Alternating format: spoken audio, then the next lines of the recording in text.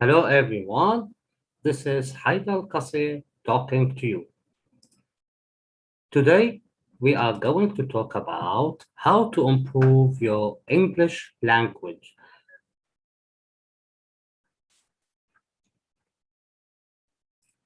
The first thing to do is that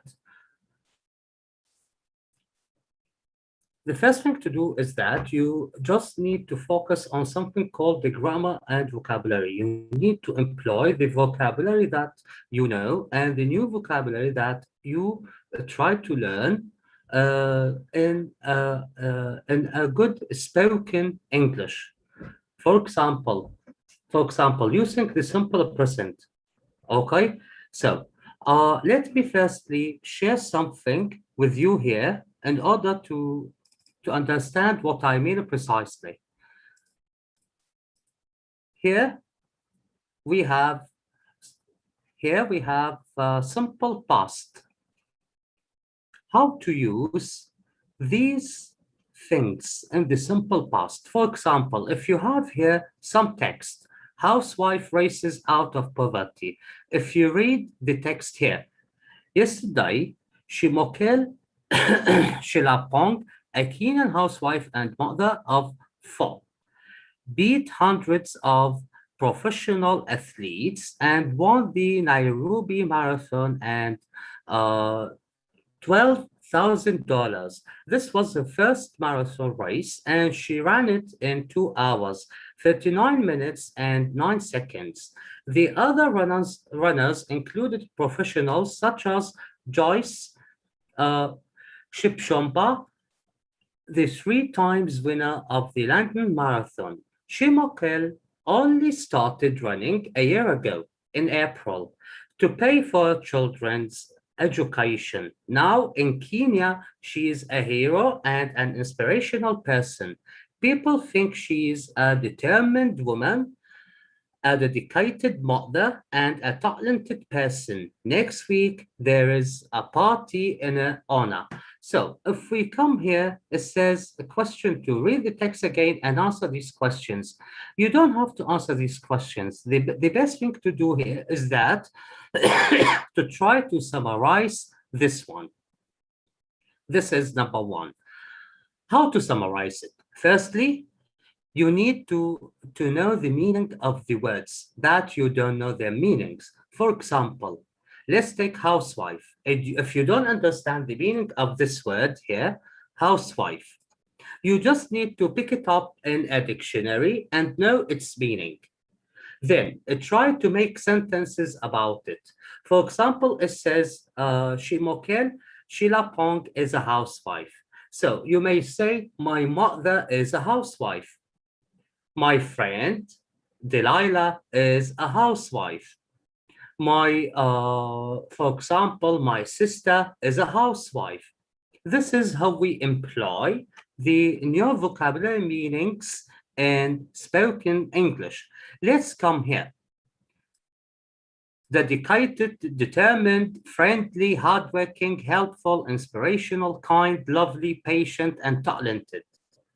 For teachers and for learners, let's say, for example, helpful. If we want to employ this word, this adjective in a sentence as a teacher, I may ask you who is the most helpful friend you have, or who is the most helpful member in your family. You may say, my brother is the most helpful person in my family. But this answer is just saying one sentence only. So in this case, you need to explain. For example, my brother is the most helpful person or member in my family. He always helps others. He tries to blah, blah, blah. He does these things. For example, he washes the dishes. He cleans the house. He helps my mother. He helps his wife. He helps my sisters. This is for example. For example, he explains that thing for me if I don't understand it. So you are saying why he is helpful or in which ways he is helpful. Okay, this is number one. Number two, I just want you to focus on this point here. For example, in each curriculum, you will find at the end of the book, you will find something called the grammar and vocabulary. For example, let's say here we talked about the simple past. Read the grammar and understand it. Do not answer exercises for the grammar, just understand the grammar. For example, use the past simple to talk about actions and situations that are finished. That means something happened and finished in the past. David and I trained for the marathon last year. David and I trained for the marathon last year. Look, David and I, this is the subject. The verb is in the simple past, trained. Then this is the object. Then you have time adverb. An adverb of time also is related to the object phrase. So we often say when the action happened, we often, that means 70%, we say the time. We tell the time. For example, in, and you mentioned the year or the month, or on, you mentioned the day, or at, you mentioned the time. This is an example. The first modern Olympics were in 1896. Here, the time is specified. I watched a great documentary on Sunday. The time is also specified. We arrived at 2 o'clock. The past form of the verb be is was or were. We were here last night. I was not of the school this morning. Here, this is how you use the grammar. You use it in the spoken way.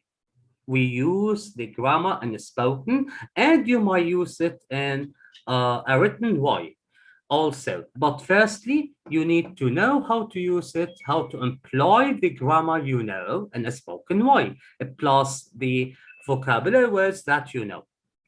For teachers, do not keep on explaining only and let your students listen to you. No, try to uh, try to be more active with your students. Make the SSS, we call it the SSS, students speaking time, SST, sorry. That means the center of the spoken English will be of the students. Here, key language, you need to know the key language, describing people. He seems, she certainly isn't, he is, she's got, he looks like, she wears, he likes watching sport on TV. Vocabulary, personality adjectives. This is the most important thing that I'm talking about here. Chatty. You need to know the meaning of chatty. In the British English, we usually use chatty, which means talkative.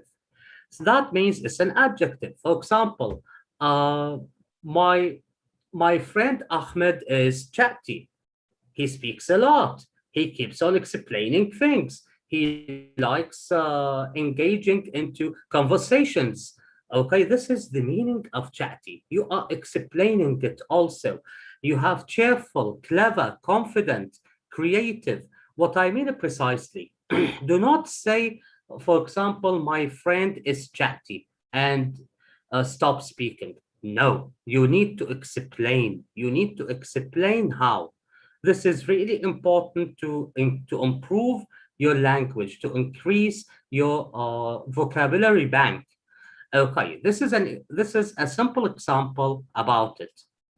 Okay, everyone. Now we will move to another example about how to do that also. For example, here, let's take here. This is a real important thing. If you see here, complete the questions with the words in the box. Destination, travel, journey, abroad, trip, package, home. For example, what's the furthest you have traveled from home? You don't have to complete these questions if you know the vocabulary of these words. You may just ask yourself the question, or as a teacher, ask your students the question and let them speak. Well, if they give you one sentence as a teacher, if they give you one sentence, keep on asking them following up questions. For example, what's the furthest you have traveled from home? Your student might tell you that, uh, let's say I've traveled to, let's say to Turkey, for example, and that student might be silent. So don't stop. Don't let him stop. Keep on asking him. Okay, for example, why did you travel there? How did you spend your time there? How did you enjoy uh, the time there? What activities did you do? For example, if he tells you that he went to the sea, you may tell him what sea activities or what sea sports or whatever, something like that, did you enjoy or did you do? You may also ask him, did you sail on a boat? Did you have a shark? Did you have something? Did you do something different? Which shops did you visit? Whatever, something like that. Do not stop at all. Okay. If we come to this exercise, which is a 3A, this one, if you see here these words, broaden, experience, explore, find, get, meet, learn, see, become. See new sites. Uh, you may ask your student, for example, did you enjoy seeing new sites in Turkey? This is for example.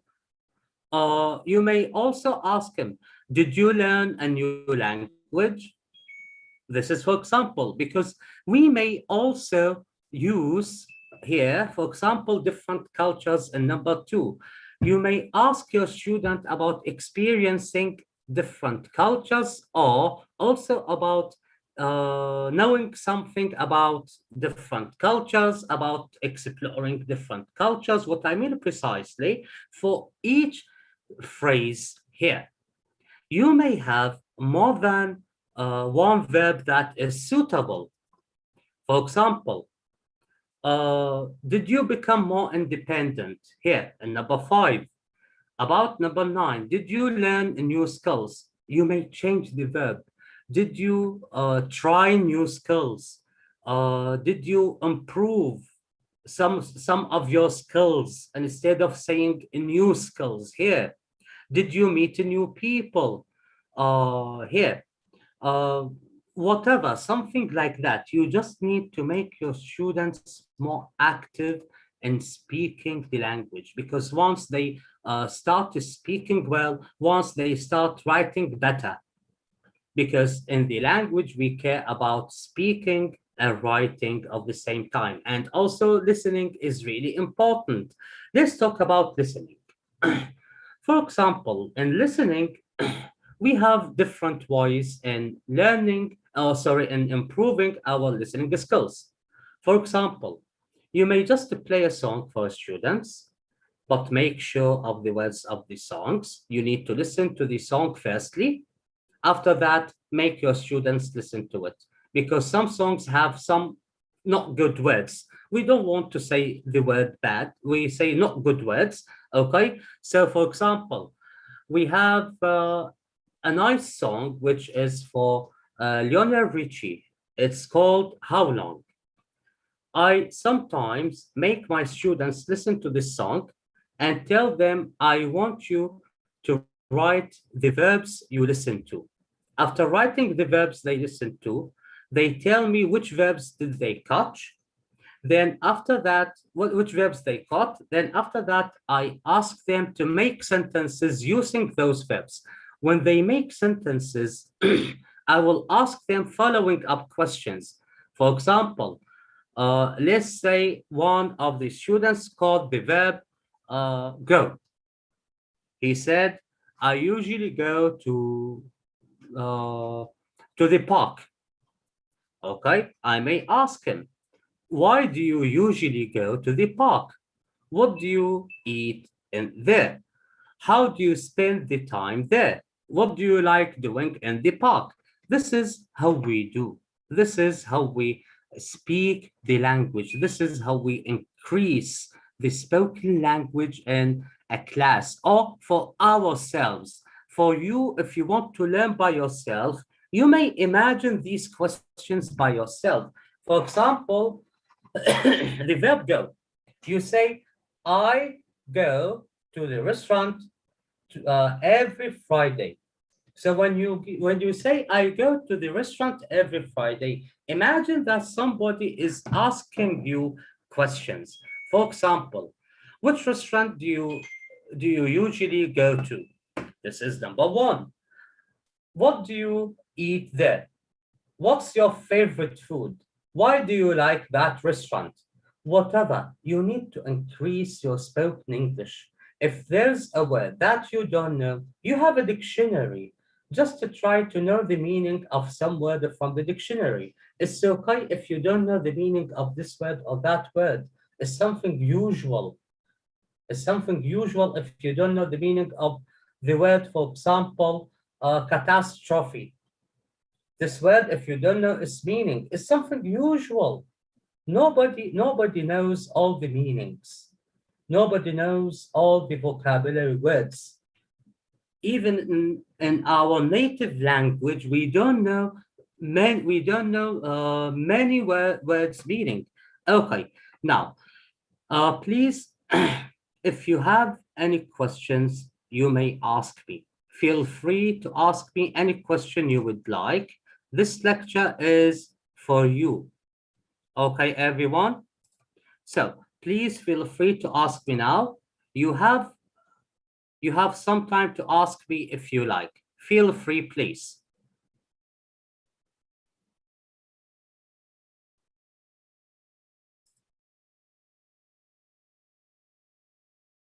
I'm awaiting your questions. I'm waiting for your questions, as we say, also. Okay? Feel free to ask me. If you have anything you would like to ask about, please ask me. Do not hesitate asking me questions. Okay, that was the first lecture about how to improve your English. This lecture was something in general. Next live lecture, I will also announce about it, and we will have something different.